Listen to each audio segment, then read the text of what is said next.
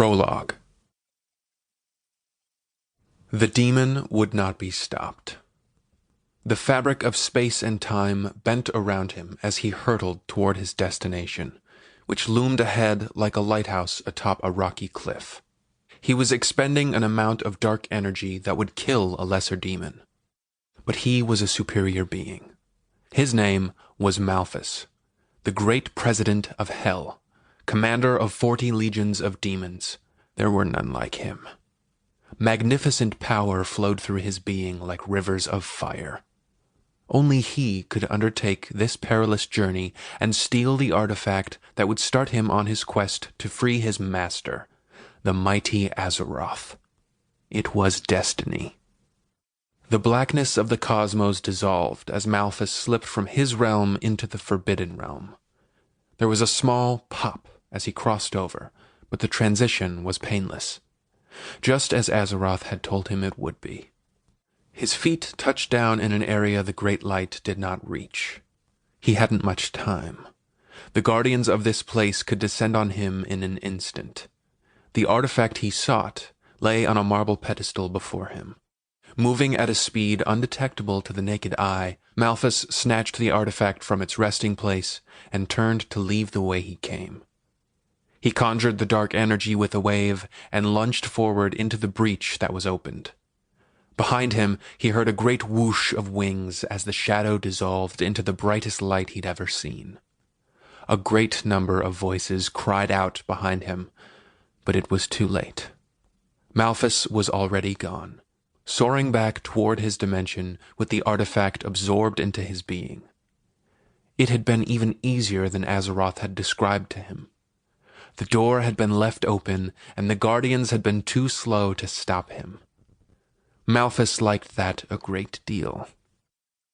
If the guardians were losing their edge, it would be that much easier to kill the traitors once the opportunity arose. The artifact was a crucial part of his plan, and they let him take it without a fight. He'd been helped along the way by a powerful friend the guardians didn't know about. A friend that had acted in the shadows and wanted to see Malphas put his plan into motion. Malphas only needed one piece of information first, and now he had it.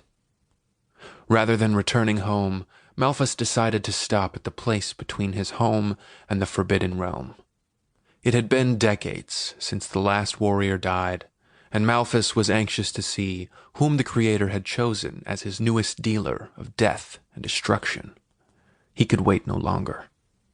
There was a pop as Malphas slipped through the void and came to rest at the place in between. Judging by the sandy deserts, rolling hills, and dirty, ancient rivers, he was in the old country, close to where humanity had gotten its start all those centuries ago. He liked this slice of hot, dry desert for its history. This was where his kind had initially reached out and exerted its influence on humans. The first two had been the most thrilling to corrupt. The leader had taken great pleasure in turning their hearts against the Creator. That kind of darkness could be found everywhere now. But this was where evil had been born in the heart of man. It was the perfect setting to learn the new warrior's name. Malphas wasn't worried. The misguided fool would just be another insect crushed by the might of his forces. Only this time, the warrior's death would signal the beginning of unprecedented change. Malphas withdrew the artifact from his chest and held it aloft. It was a stone tablet no bigger than the kind of stone humans use to mark their dead. On it was a list of names familiar to all the creatures of hell. The names on this list represented the most hated of all humankind for the threat they posed to humans in the ongoing war against the Forbidden Realm. Malphas felt a surge of contempt as he looked at the list and saw the names of warriors who'd killed thousands of brave soldiers throughout the centuries. The name he sought was at the bottom of the tablet, underneath the warrior who'd imprisoned Azeroth. Malphas read the name. Then he read it again. It could not be. The odds were just too astronomical. But there was no mistaking it.